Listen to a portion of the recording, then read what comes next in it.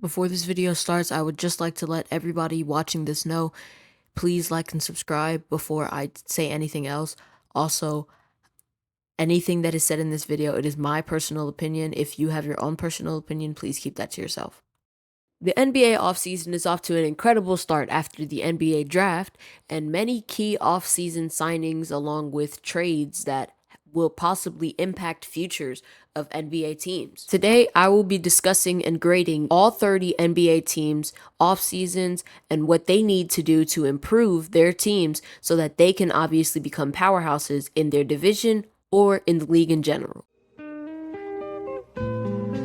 The Atlanta Hawks are one of those teams that you'd be surprised if they gave up any star potential players. And with them receiving Karis LeVert in a trade with the Cavaliers, this could also help. Along with them getting Nickeil Alexander-Walker from the Timberwolves and Kristaps Porzingis from the Boston Celtics, that's also another incredible surprise. Them also drafting Asa Newell in the first round at pick 23. I think that they're trying to take it slow, hoping for way more action in the future. As of now, I'm going to have to give the Atlanta Hawks a B-. The Boston Celtics are a powerhouse in the Eastern Conference, but they are also adding to that already powerful team by getting Georges Niang from the Cavaliers, along with drafting superstar Hugo Gonzalez in the first round at pick 28.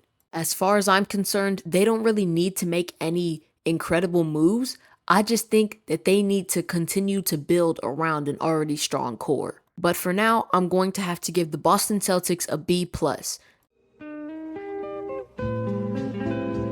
After a strong draft getting about 4 first-round draft picks, the Brooklyn Nets are obviously having a strong start to this offseason. Along with picking up Terrence Mann from the Clippers, they are obviously trying to build around a struggling team. They are doing just that as well, as they've gotten 4 first-round draft picks, so their team is already getting stronger off of draft picks alone. And with them adding Terrence Mann from the Clippers onto their team, it makes their team look even stronger. And for that, I'm going to have to give the Brooklyn Nets a B+ grade. With the Charlotte Hornets drafting Con Knuppel 4th overall in the NBA draft, this shows that they need a player like him. A 6'5" wing shooter who can do everything. He can hustle, he can obviously fake out defenders, and he can drive to the lane like nobody else can.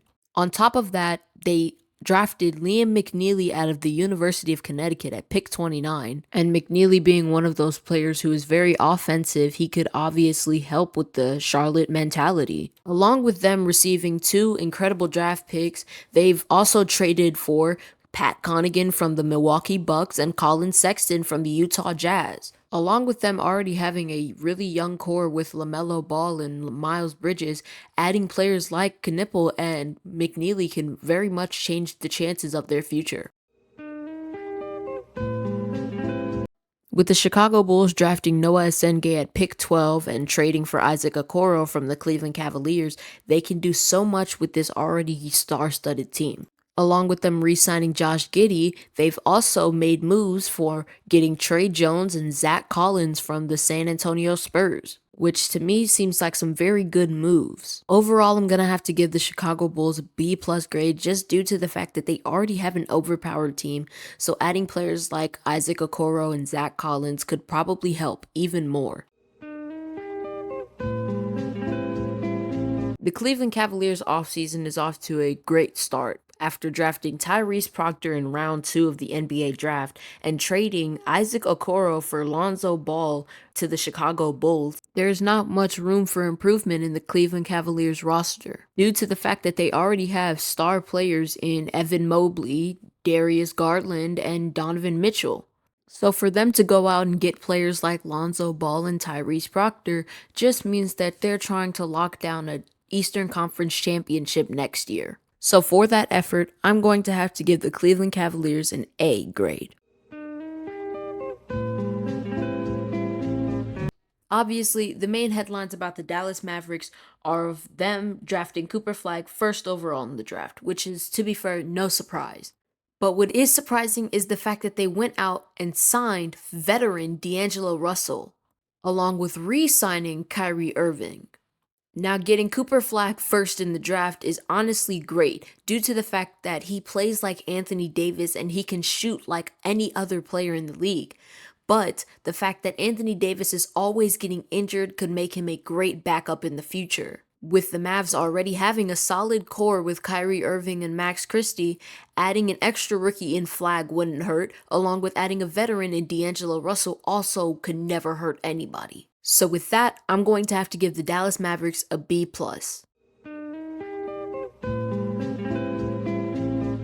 The Denver Nuggets offseason has gone to a really slow start as they've only re-signed Spencer Jones and signed Tamar Bates after having a very average season.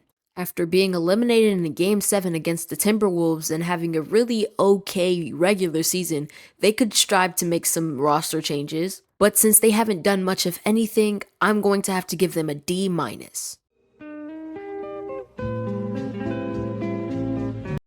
Just like the Denver Nuggets, the Detroit Pistons haven't made many moves or changes to their lineup, but they drafted Chaz Lanier in the second round at pick 37. But other than that, you can obviously tell that they're slowly rebuilding a struggling franchise. In 2024, they only had 14 wins, but now they jumped up by 30 wins and now they have 44. I'm going to have to give them a C- just due to the fact that they drafted a player, but they haven't made any other offseason changes. The Golden State Warriors traded for Alex Tuhey, who was the number 52 pick in the NBA draft, and they also traded for Jemai Mashik, who was the number 59th pick in the NBA draft, and then they went out and they drafted Will Richard Jr., who was the number 56th pick in the draft. The Warriors are obviously making some moves. I don't think that they're making season-altering moves, but they're making moves that can affect how they play this season.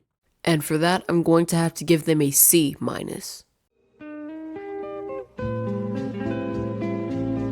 The Houston Rockets offseason has obviously shot up as an incredible start as they ended up trading for Kevin Durant, and now they have been included in this historical 7-team trade involving Clint Capella. Them getting Capella obviously brings them back to memories as Capella was on the old Rockets team with James Harden.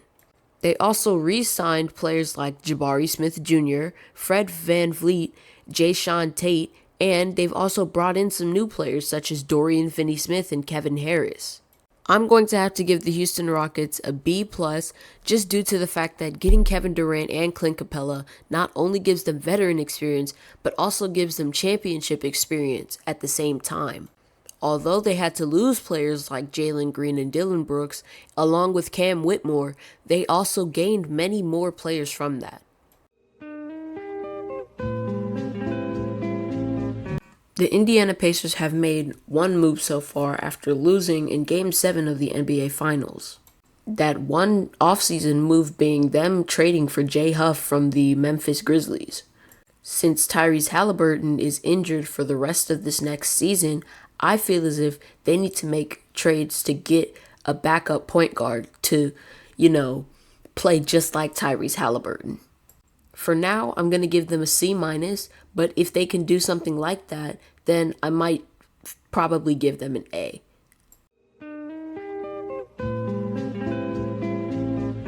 The LA Clippers offseason has not been very busy. They've only re-signed Nicholas Batum and re-signed James Harden to measly little contracts. They also brought in a really old veteran in Brook Lopez. They didn't get many draft picks in the draft, so for now I'm going to have to give them a D+, just due to the fact that their team is surrounded by a bunch of, veterans who are on expiring contracts, and they need young talent on their roster. The Los Angeles Lakers, on the other hand, have made many moves. For instance, drafting Adu Thiero in round 2 at pick 36, along with signing popular free agent DeAndre Ayton and Jake LaRavia. They've also brought back in some old faces such as Jackson Hayes. And just for that, I'm going to have to give the Los Angeles Lakers a B minus, just due to the fact that they picked up a great signing in DeAndre Ayton, and they've brought back players like Jackson Hayes, and they also brought in some young talent in the Duthiero.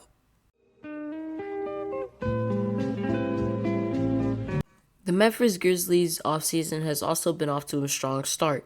They already have a strong team, so them trading for Cole Anthony and Kentavious Caldwell-Pope from the Orlando Magic makes their team 10 times stronger than it was before.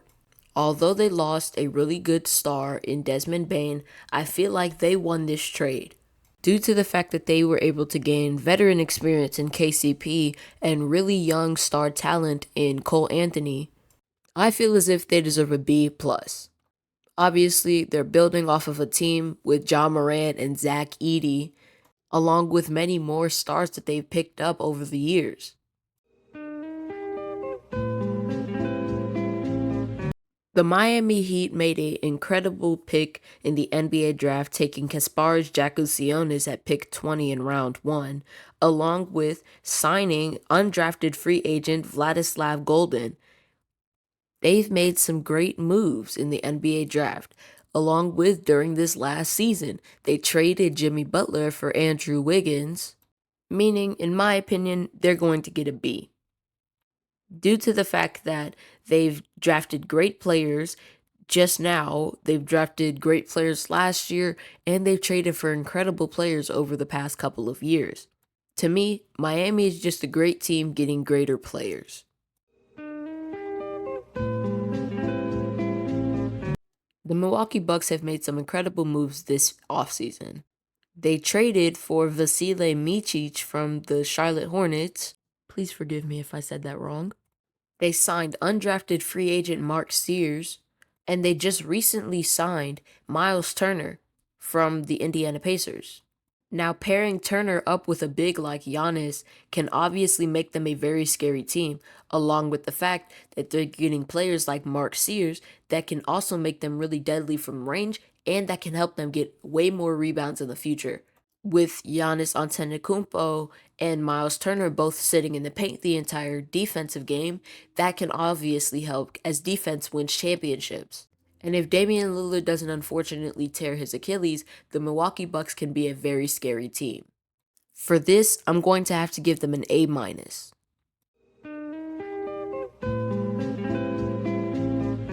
The Minnesota Timberwolves are obviously a scary team as it seems.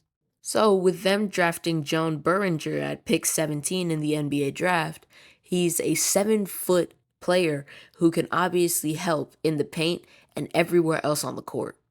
There's not much else to say about the Minnesota Timberwolves. They're already a scary team with Anthony Edwards, so them adding a 7-foot player like Joan Berringer obviously makes them 10 times more scarier. So for this, I'm going to have to give them an outright B. The New Orleans Pelicans made some great draft picks, picking up Jeremiah Fears at pick 7 and trading for pick 13 to get Derek Queen. They also got Sadiq Bey and Jordan Poole in a trade with the Washington Wizards that sends CJ McCollum over there. Great trades overall, incredible draft picks, giving the Washington Wizards a really fallen off player in McCollum. For that, I'm going to have to give the New Orleans Pelicans a grade A, just due to the fact that they were able to snag two top 15 draft picks, along with snagging 2 young stars in Jordan Poole and Sadiq Bey.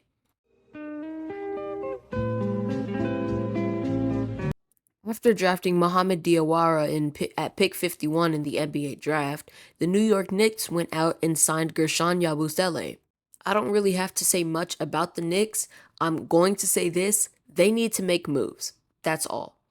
And if they can make moves, they're obviously going to be able to lock down an Eastern Conference championship. But for now, I'm going to have to give them a C-.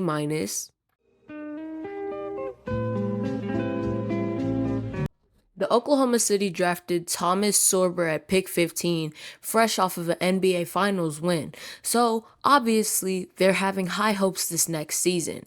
Along with them re-signing players like Jalen Williams and AJ Mitchell, I feel as if they could obviously see another strong playoff run.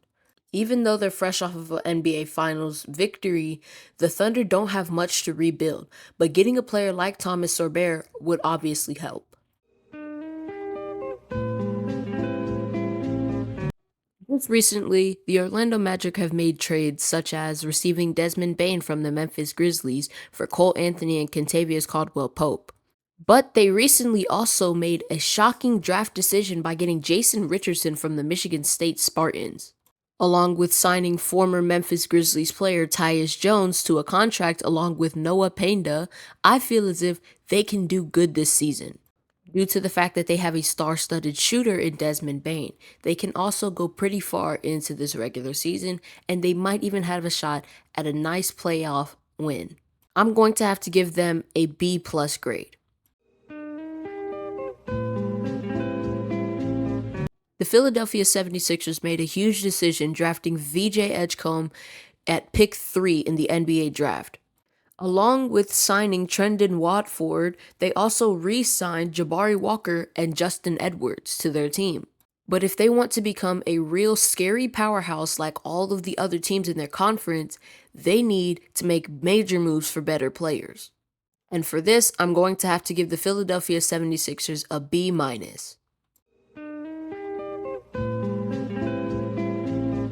The Phoenix Suns made an incredible trade getting rid of Kevin Durant to bring in the number 10 draft pick, which they used to get the 7'2" Kamen Maluach from Duke University. They also received Jalen Green and Dylan Brooks, all from the Houston Rockets. I'm going to have to give them a A- grade just due to the fact that they used what they could to get rid of bad players to bring in good players and solid young players. If they can continue to do this, they'll definitely have a postseason run.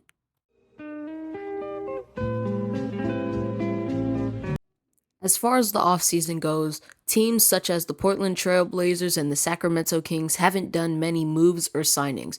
The Portland Trail Blazers, on one hand, only drafted the 7'1" center Yang Hansen out of China at pick 16, while the Sacramento Kings drafted Nick Clifford at pick 24. So for those two teams, I'm going to have to give them no grade, just due to the fact that they haven't done anything at all in this offseason. They need to make moves if they want to be considered, powerhouses in their conferences and their divisions.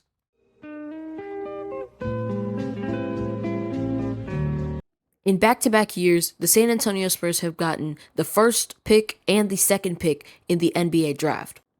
Last year, they got Victor Wembanyama straight out of France, and this year they're getting Dylan Harper from the Scarlet Knights, along with Carter Bryant at pick 14. They also went out and signed themselves a free agent Luke Kornet from the Boston Celtics. I'm going to have to give the San Antonio Spurs an A- due to the fact that they already have great players like Victor Wembanyama and De'Aaron Fox, meaning that getting players like Harper could make them even more powerful than they already are.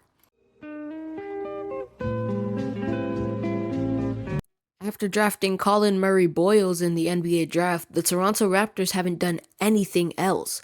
They're obviously getting a no grade due to the fact that they haven't done anything. They have a strong team, they have a semi-strong team with Scotty Barnes on their team, and they're not building around him. If they want to get back to their championship ways, they need to start building around their young core. After a strong draft getting Ace Bailey at pick 5 and Walter Clayton at pick 18 in the very first round of the NBA draft, the Utah Jazz have a little bit to improve. They traded away one of their star defenders in Colin Sexton to the Hornets, but they ended up getting a good defender and a really great offensive player in Ace Bailey and Walter Clayton Jr. in the NBA draft. I'm going to have to give the Utah Jazz a C-. They've gotten great draft picks overall, and they don't need to improve much. They just need depth. If they can get depth in their team, they can win games, and they can win postseason games as well. The Washington Wizards ended up getting Trey Johnson at pick 6, Will Riley at pick 21, and Jameer Watkins in the second round at pick 43. They also received Cam Whitmore from the Houston Rockets, CJ McCollum, and Kelly Olynyk from the New Orleans Pelicans in exchange for not much. They didn't have to give up anything too important. They just gave up Jordan Poole and Sadiq Bey. I feel like the Washington Wizards can manage without those two people on their team, especially if they got Trey Johnson and CJ McCollum in return. I'm going to have to give the Washington Wizards an A, just due to the fact that getting a player like CJ McCollum can obviously help with range and experience in a very strong and tough division. But other than that, that's the end of this video. I hope you guys enjoyed. Please don't forget to like, subscribe, and comment if I missed anything or anyone. Thank you so much for listening. Thank you so much for watching this video. I really hope you have a great day. And please, comment down below. Give me feedback. I need feedback.